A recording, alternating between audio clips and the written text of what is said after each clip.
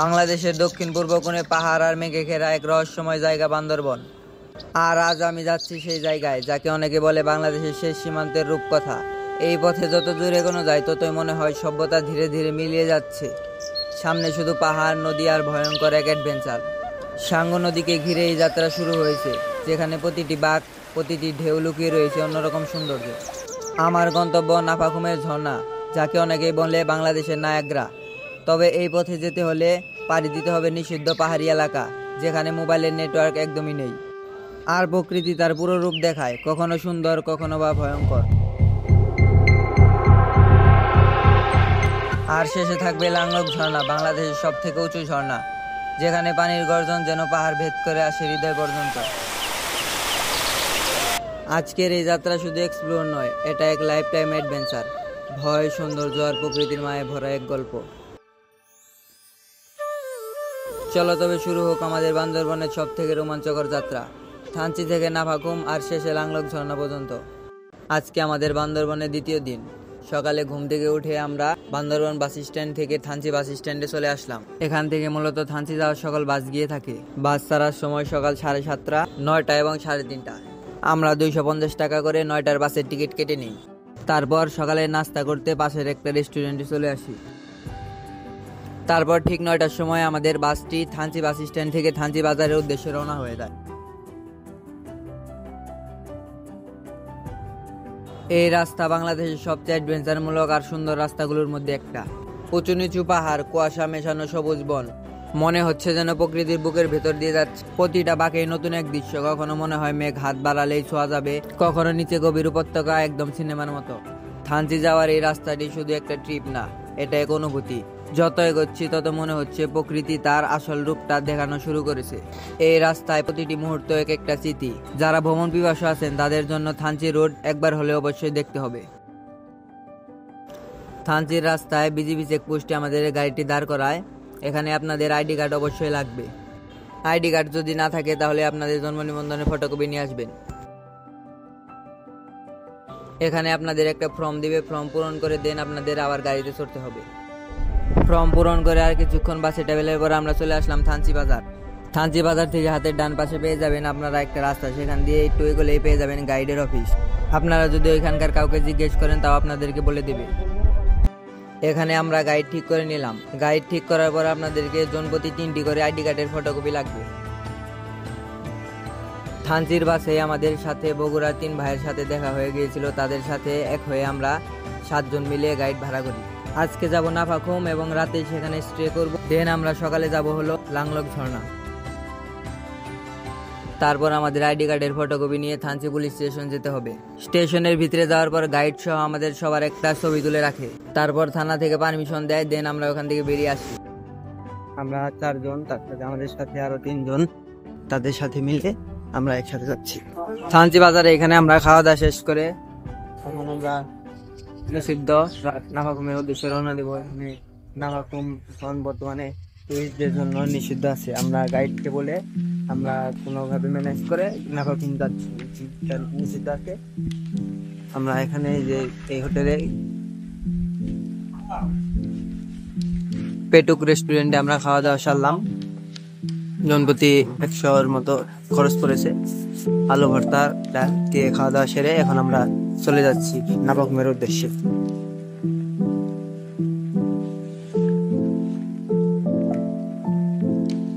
নৌকায় ওঠার আগে এখানে আরেকটা সেনাবাহিনী পর্যবেক্ষণ কেন্দ্র আছে, সেখান থেকে আমরা লাইফ জ্যাকেট নিয়ে নিচ্ছি। এটি হচ্ছে বাধ্যতামূলক। আপনি যদি সাঁতার জানেন তাও নিতে হবে, আর যদি সাঁতার না জানেন তাও আপনাকে লাইফ জ্যাকেটটি নিতে হবে।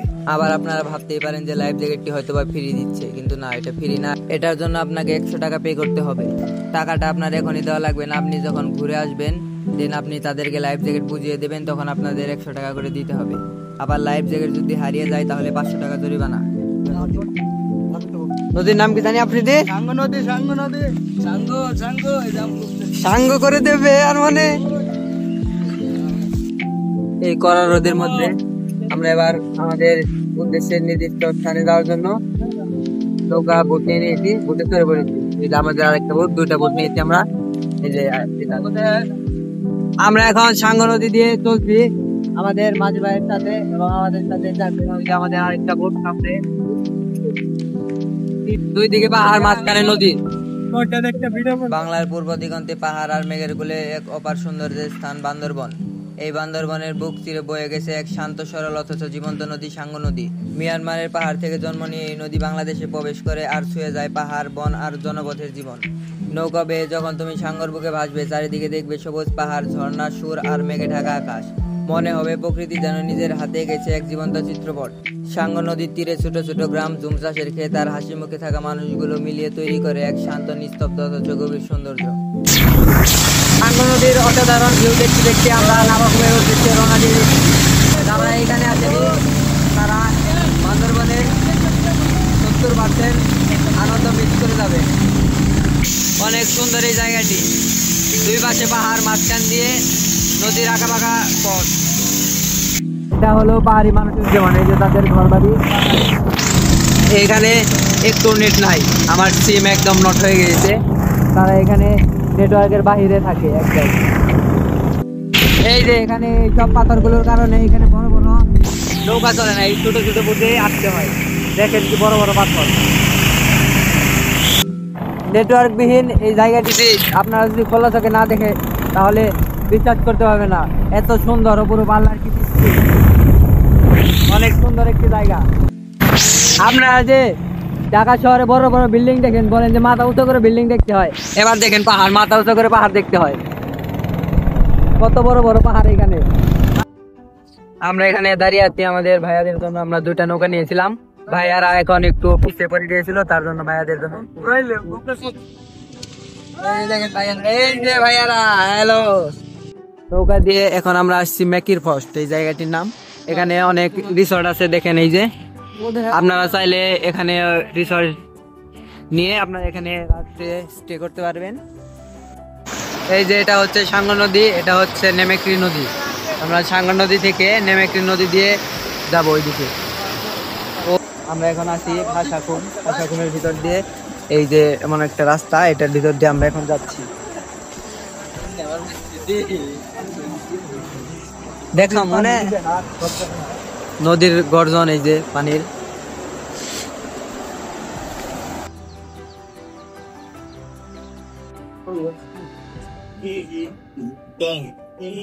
এই দোকানটিতে চা খেয়ে তারপর আমরা এই সন্ধ্যা রাতের দিকে আমরা রওনা দিচ্ছি নাবাকুমের উদ্দেশ্যে। এই জায়গা থেকে আমরা নৌকায় দিয়ে ওই পারে যাব। ওই পারে গিয়ে আমাদের একটু ট্রেকিং করতে হবে।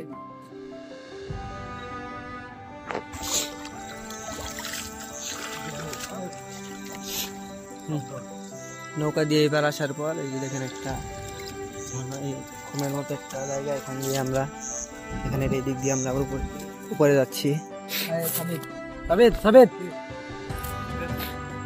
আবার আকাশে আবার মেঘ ডাকছে, হয়তো বা এখনই একটু পরে বৃষ্টি নেমে আসবে। যে জায়গা একদম ব্যাগলেস হয়ে গেলাম।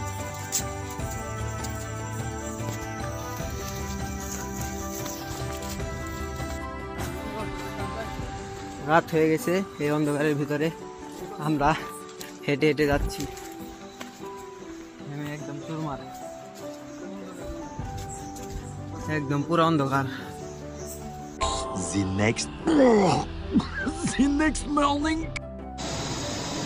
একদম ভোর সকাল সকাল আপনাদেরকে ঝর্ণা দেখানোর জন্য উঠে গেলাম। ভাবছিলাম যে সূর্যোদয় দেখবো, কিন্তু যে বড় বড় পাহাড়, কোন দিক পশ্চিম কোন দিক পূর্ব কিছু বুঝতে পারছি না, কোনো কিছু বোঝা যাচ্ছে না।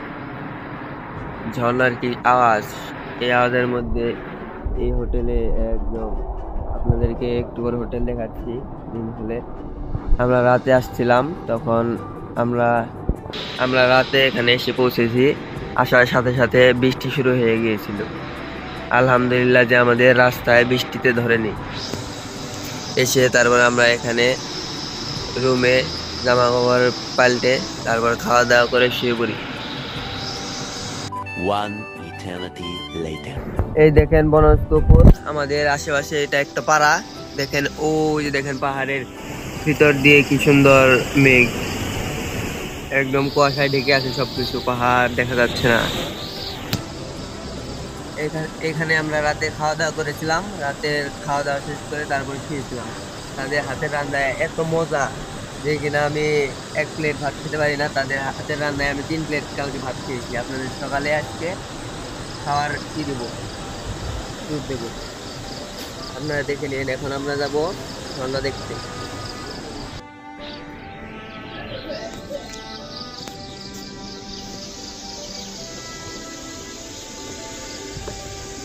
এবার আমরা এই দিক দিয়ে হেঁটে হেঁটে ঝর্ণার কাছে যাচ্ছি। এই যে দেখেন, এটা হলো তাদের পাড়া। এখানে অনেক ঘর আছে যেখানে আপনারা চাইলে থাকতে পারবেন।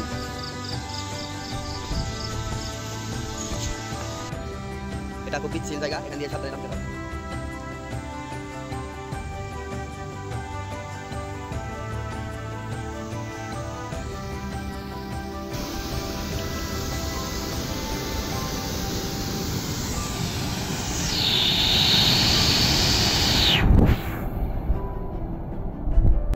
সারা রাত বৃষ্টি হওয়ার কারণে এখানকার পানি আজকে ঘোলা।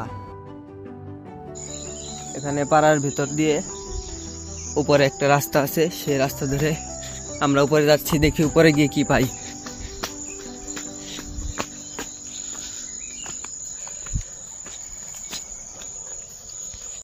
উপরে এসে দেখি অসাধারণ সুন্দর একটি ভিউ, চারদিকে পাহাড় আর হাতের কাছে মেঘ।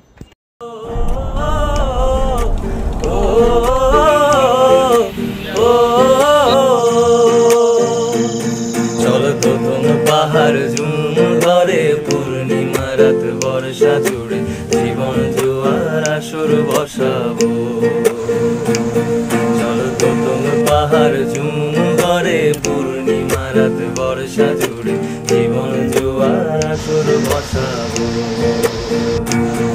আমি মার পারে ধে দেব পাতে, বিন্নি চালের ভাত সাথে দুবেলা দুমুঠো খেয়ে তৃপ্তির আলিঙ্গন। উবের হু বাতাস বইলে পরে, বাজর ভাঙা গান ধরে আয়েশ করে কাটুকে যৌবন। চলো তো তুমি পাহাড় ঝুম ধরে, পূর্ণিমা রাত বর্ষা জুড়ে জীবন জোয়ার আসর। এবার আসছি সকালে খাওয়া দাওয়ার পর্বে। সকালের খাওয়া দাওয়ায় আমাদের আছে আলু ভর্তা, মুরগির মাংস এবং ডাল। এগুলোতে আমাদের জনপ্রতি 350 টাকার মতো খরচ হয়েছে। তাদের ওইখানের তুলনামূলক হিসেবে খাবারের দাম একটু বেশি, পাহাড়ি এলাকা তো তার জন্য। রাতে আমরা ডিম দিয়ে খেয়েছিলাম, ডিমটা অনেক মজার ছিল। আমরা জলদি জলদি খাওয়া দাওয়া শেষ করে নিই, কারণ খাওয়া দাওয়া শেষ করে আমাদের আবার লাংলোক দেখতে যেতে হবে, তার জন্য। এটা হচ্ছে নাফাকুমের অপোজিট সাইডে একটা দোকান। এখানে সব কিছু পাওয়া যায়, ওষুধ থেকে শুরু করে সব কিছু। নাফাকুমের এখানে এসে আপনারা চাইলে গোসলও করতে পারবেন। আমরা লাংলোক গিয়ে গোসল করবো, তার জন্য আমরা এখানে আর গোসল করছি না। এখন প্রায় 9টা বেজে গেছে। আমরা নাফাকুম থেকে লাংলোকের উদ্দেশ্যে রওনা দিই। আর একটা কথা তো আপনাদেরকে বলাই হয়নি, এখানে রুম ভাড়া জন প্রতি 200 টাকা করে নেয়, মাথা প্রতি 200 টাকা। আর ডিম, ডাল, আলু ভর্তা, আনলিমিটেড ভাত 150 টাকা। যাওয়ার পথে আমরা লাংলোকের চায়ের দোকানে এখানে ব্রেক দিই, সবাই মিলে 1 কাপ করে চা খাই। এটা আমাদের রুমের মালিকের পক্ষ থেকে সবাইকে খাওয়ানো হয়।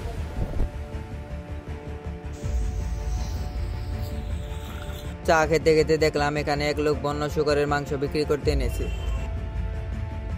আমরা এবার এখান থেকে বেরিয়ে পড়লাম আমাদের পরের গন্তব্য লাংলোক। আপনারা না দেখলে বিশ্বাস করবেন না আমরা কি রকম রাস্তা দিয়ে কালকে এসেছি।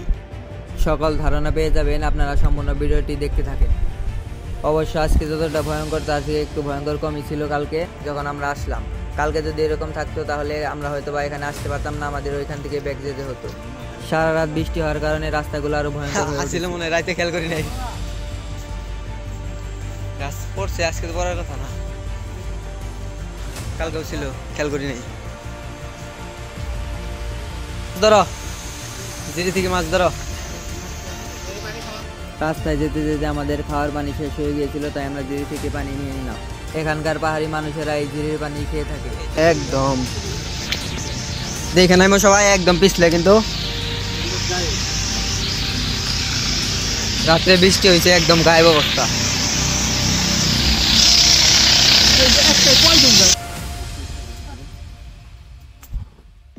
রাতে বৃষ্টি হওয়ার কারণে এই দিক দিয়ে অনেক কাদা,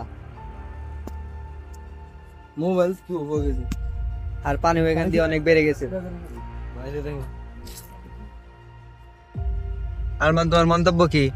একদম বাইসা থাকলে আমার ভিডিও করার মন জীবন থাকলে আবার হবে।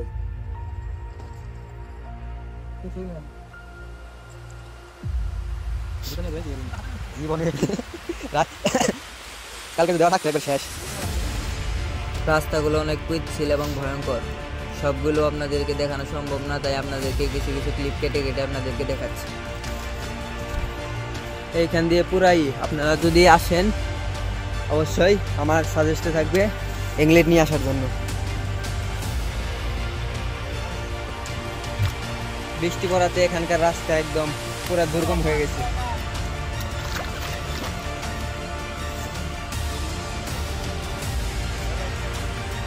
যাওয়া অনেক রিস্ক এখান দিয়ে এখন।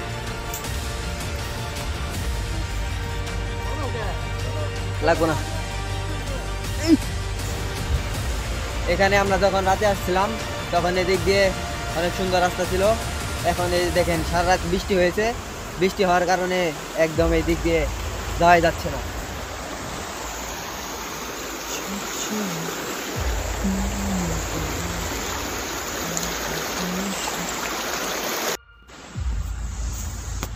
সবাইকে ফেলে সবার আগে চলে আসছি, সবাই পিছে পিছে আসছে, ওই যে দেখেন।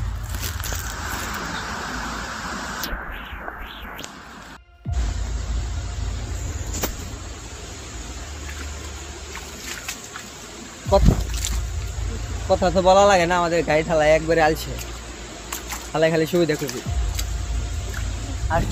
আর যদি তুমি গাড়ির উদ্দেশ্যে কিছু কও। না লোক একবারে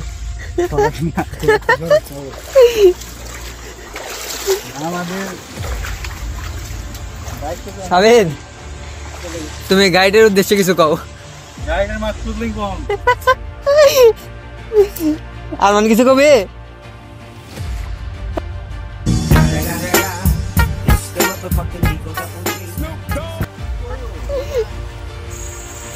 এই যে আমাদের সেই কাঙ্ক্ষিত রাস্তা, পাটক্ষেত। সাবিদ, পাটক্ষেত, পাটক্ষেত না?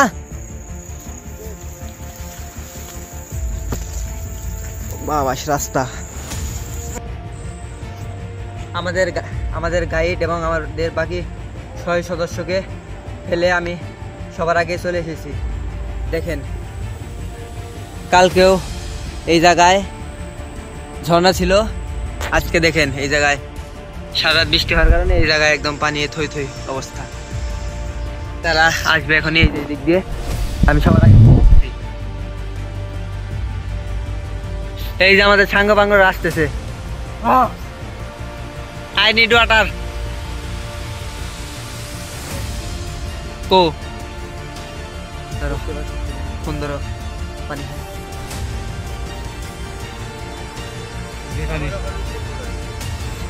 সেরা বেড়া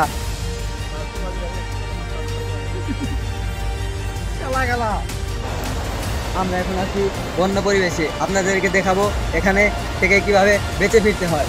দেখেন, এই যে দেখেন সাবিত, সে বড় একটা বানর, এই যে আরেকটা বানর, ম্যান ভার্সেস ওয়াইল্ড। এই যে আরেকটা বানর। Man versus wild. তাই তো আমরা এখানে কোনো গাইড চাই চলে এসেছি। আমাদের আবার গাইড লাগে? আমরা যাবো বিচিত্রা খুম। বিচিত্রা খুম। গন্তব্য এখন লাংলো। গন্তব্য এখন লাংলোকের দিকে, আমরা লাংলোকে যাবো এখন। আমাদের কোথা থেকে আসলাম আমরা? নাফাখুম। নাফাখুম। বিচিত্রা খুম। নাফাখুম থেকে এবার আমাদের গন্তব্য হলো লাংলোক। চলো নাও, টাইম নাই। চলে আসছি এখন আমাদের কাঙ্ক্ষিত বোটের কাছে। এখন এটি দিয়ে আমরা বাঘের মুখ যাব। এই যে আর কিছু বললা, সাবিদ বানর। আরিয়ান রোহিং হয়ে গেছে। এই যে আমাদের বড় ভাইরা আসছে। কি অবস্থা ভাই, ভালো আছেন? অনুভূতি কেমন? অনুভূতি কেমন? অনুভূতি কেমন এটা বলবো, তার জন্য তো পাওয়ারের দরকার। অনুভূতি বলার পাওয়ার নাই। ভোর করতে বেঁচে বেশি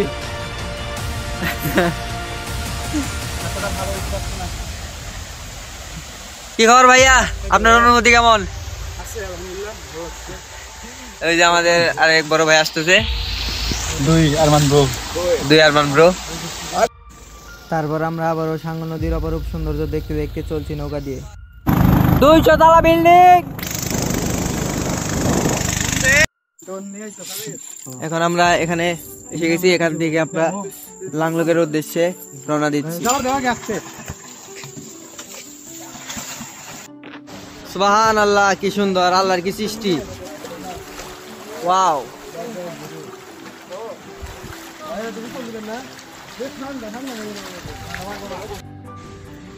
এটা হচ্ছে একটা পাড়া, হালকা ট্রেকিং করে। আমাদের গাইড আমাদেরকে এইখান দিয়ে নিয়ে যাচ্ছে। ওইদিকে বাঘের মুখ আছে, বাঘের মুখ দিয়ে সচরাচর সবাই গিয়ে থাকে, আমরা এদিক দিয়ে যাচ্ছি।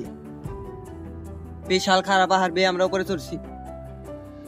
ওই দেখেন শিশুর আসছে।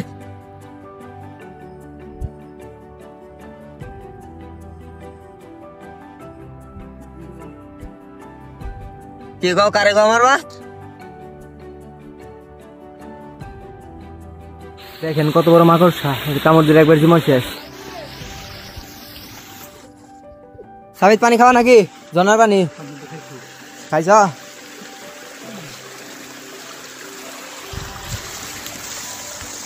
অনেক সুন্দর ট্রেকিং করছি, রাস্তা যেন আর ফুরায় না।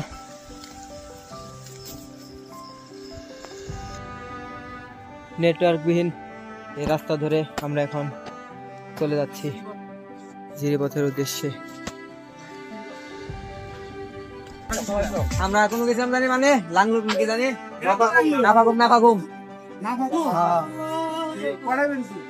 নাফাকুম রাতে, কালকে রাতে ওই জায়গায় আসলাম পাড়ায়, ওই জায়গা থেকে এখন আমরা এখানে যাচ্ছি। আচ্ছা সালমান,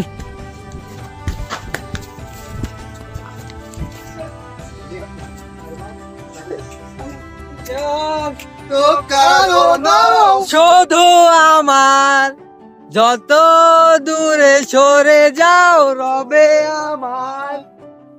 আমরা এখন যাচ্ছি লাংলক, ওই যে লাংলক। অনেক ট্রেকিং করে আসতে হয়, বাকিদের মতো লোকের কাম না। বিচিত্রা কমে গিয়ে যাচ্ছে। এই যে যাকে দেখতে পাচ্ছেন সে হচ্ছে বিচিত্রা কম। এই দেখো পানি, শান্তি, জীবন শেষ।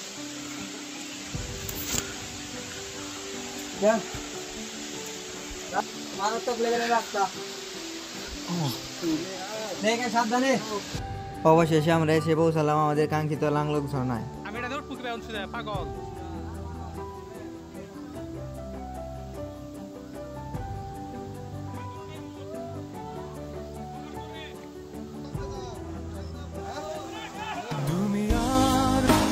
কারণ শুধু আমার যত দূরে সরে যাও রবে আমার স্তব্ধ সময়টাকে ধরে রেখে স্মৃতির পাতায় শুধু তুমি আমার। ঝর্ণাটি অনেক সুন্দর, আপনারা যদি এখানে না আসেন তাহলে বুঝতে পারবেন না। এখানে এসে আমাদের ট্রেকিং এর সকল কষ্ট দূর হয়ে গিয়েছে একদম। বাসে আসার সময় আমাদের একদল ভাইয়া এবং আপুদের সাথে দেখা হয়ে গিয়েছিল, তারাও এখানে এসেছে।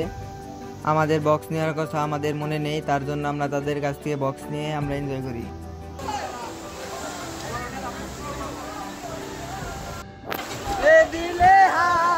আমার কি যে হয়ে যায়, মন তোমার কাছে চায়, মন তোমার কাছে চায়।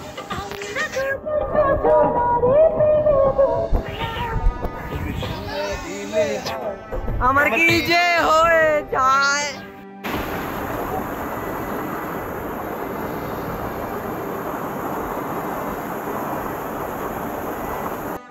লাংলকে মজা মাস্তির পরে তারপরে আমরা আবার চলছি আমাদের পরের ডেস্টিনেশনে। এখন আমরা যে রাস্তা দিয়ে যাচ্ছি এই রাস্তাটি বাঘের মুখ গিয়ে থেমেছে।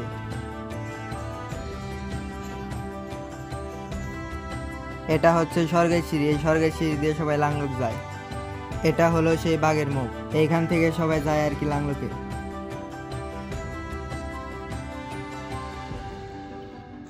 এই জায়গায় নৌকা দাঁড় করানো হয়। এবার আমরা আমাদের নৌকা দিয়ে আমাদের কাঙ্ক্ষিত স্থানে আবার পৌঁছে যাব।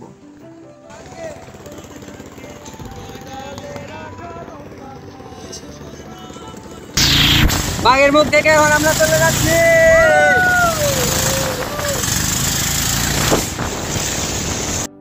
ধর মান রানী বাঘর, রানী বাঘর, রানী নাই,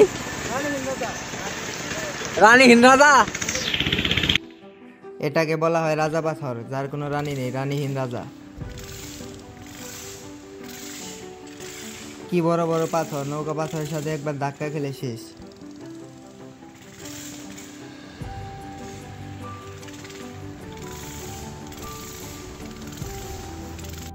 তিরিশ ঘন্টা নেটওয়ার্কের বাইরে থেকে এবার আমরা ফিরে এলাম।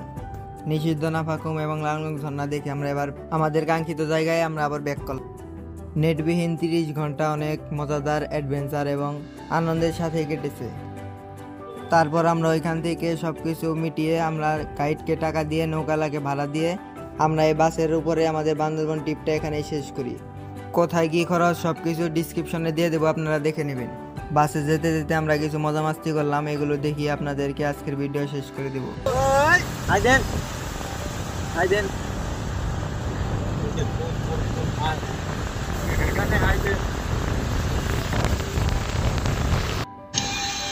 হাল্লা বানরেরা নাফাকুম দিকে ঘুরে আইসা এই ছাদের উপরে এই সব কিছু চেঞ্জ করছে।